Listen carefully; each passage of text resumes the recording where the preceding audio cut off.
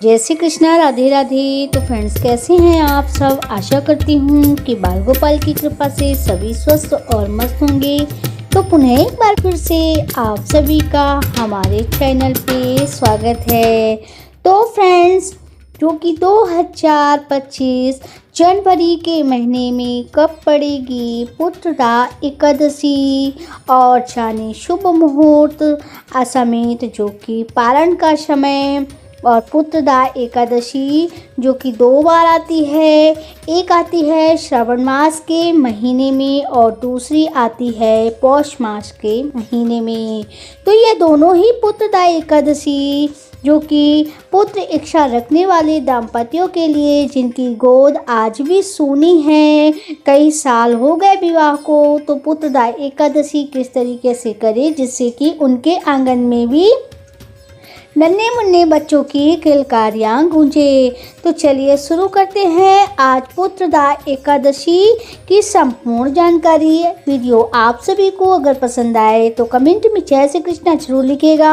और अगर आज आप पहली बार हमारे चैनल पे आए हैं तो चैनल को सब्सक्राइब करना मत भूलिएगा और वीडियो को ज़्यादा से ज़्यादा शेयर भी कीजिएगा जिससे कि यह वीडियो औरों तक भी पहुँच सके। तो चलिए शुरू करते हैं। हिंदू धर्म में किसी भी एकादशी तिथि का विशेष महत्व होता है और इसे भगवान विष्णु की पूजा के लिए बहुत ही शुभ माना जाता है।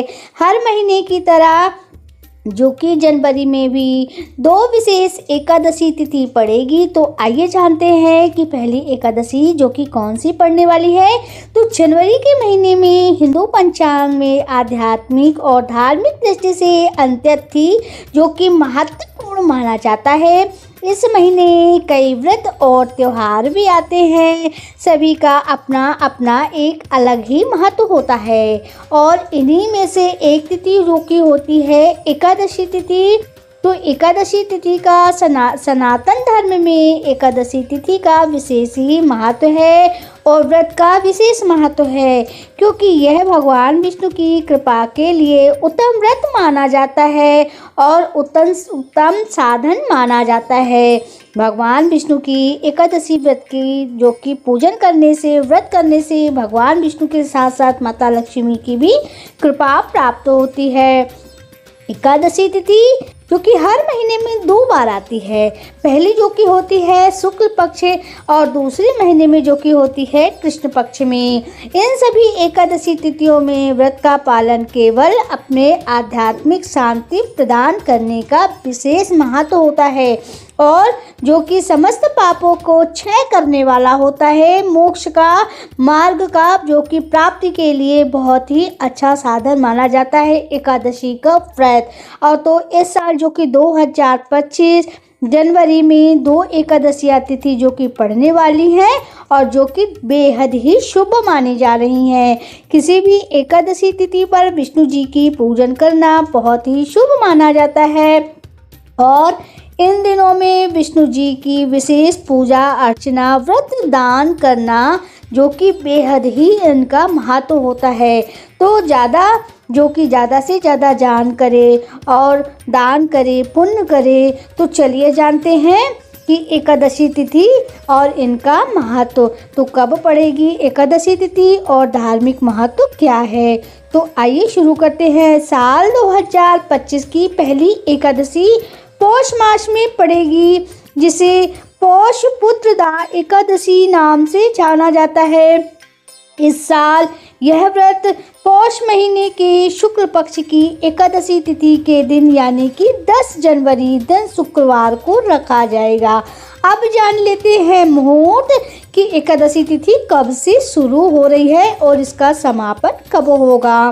तो पौष मास के शुक्ल पक्ष की पुत्रदा एकादशी का आरंभ होगा 9 जनवरी 2025 दोपहर 12:22 से और जो कि इसका समापन होगा 10 जनवरी जो कि 10:19 पर।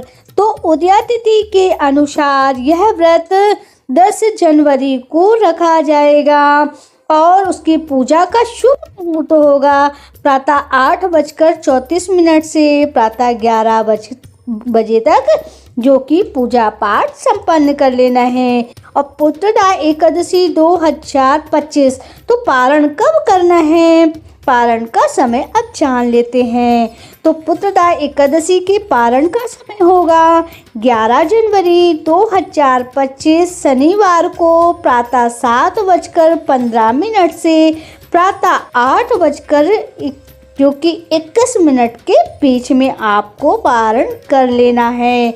और जो कि पुत्रदा एकादशी उन दाम्पत्यों के लिए बहुत ही महत्वपूर्ण है जिनकी आज भी गोद शूनी है। तो भगवान विष्णु का नाम लेकर के एक दिन पहले आपको जो कि अपने आप को शुद्ध करना है। लहसुन, प्याज, मसाला, दुनिया भर की जो कि चावल वगैरह तामसी चीज़ें नहीं लेनी है। और पूरी तरीके से ब्रह्मचर्य का पालन करते हुए दूसरे दिन स्नान वगैरह करके मुहूर्त में आपको संकल्प लेना है भगवान विष्णु के सामने कि हे प्रभु, हम आज आपका पुत्रदा एकादशी का व्रत करने जा रहे हैं। भगवान हमारी मनोकामना पूर्ण करें और हमें इस व्रत को करने की जो कि शक्ति प्रदान करें। व्रत करना है और दोपहर में सुबह संकल्प लेने के बाद ही भगवान की पूजा अर्चन करनी है। उनको पीले फूल चढ़ाने हैं, पीले फल चढ़ाने हैं, माता लक्ष्मी की पूजा करनी है।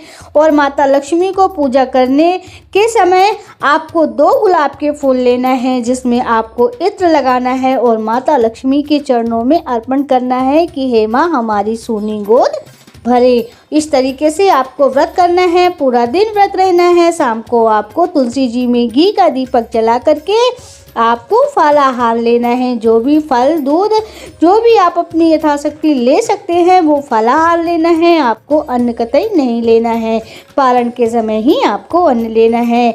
अब जान लेते हैं पौष पुत्रदा एकादशी का जो कि महत्व। तो यह तिथि विशेष है और व्रत करने से जो कि सभी मनोकामनाएं पूर्ण होती है। यह व्रत पौष मास के शुक्ल पक्ष की एकादशी तिथि को रखा जाता है। विशेष रूप से यह एकादशी उन दाम्पत्यों के लिए महत्वपूर्ण है जिनकी गोद आज भी सूनी है।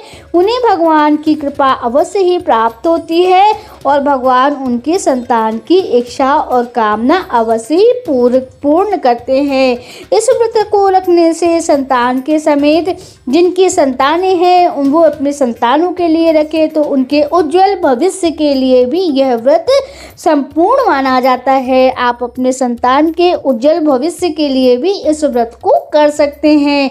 दान पुण्य करें, गरीबों को भोजन कराएं और इसी तरीके से व्रत करें। और व्रत के पारण के समय आप पारण से पहले आपको दान पुण्य करना है अपनी यथाशक्ति। अब जो कि इसमें पूजा पाठ करने का, दान पुण्य करने का, वैसे हर एकादशी में दान पुण्य करने का एक विशेष ही महत्व होता है। दान पुण्य करने से ज़रूरतमंदों इंसानों को, व्यक्तियों को दान पुण्य चीज़ें करने से जो कि दान धन और भी बढ़ता है। तो फ्रेंड्स, ये तो थी आज जो कि पुत्रदा एकादशी व्रत का जो कि मैंने पारण का मुहूर्त बताया। एकादशी व्रत कब से करनी है आपको वह भी बताया और आपको जो कि एकादशी का महत्व बताया। और जिन दाम्पत्यों के पुत्र नहीं है या पुत्र हैं तो अपने पुत्र की लंबी आयु के लिए या पुत्र प्राप्ति के लिए किस तरीके से पुत्रदा एकादशी का व्रत करें और अपनी जो कि संपूर्ण मनोकामना भगवान श्री हरि विष्णु से कहें। तो आशा करती हूँ कि आज का यह वीडियो आप सभी को अवश्य ही पसंद आया होगा।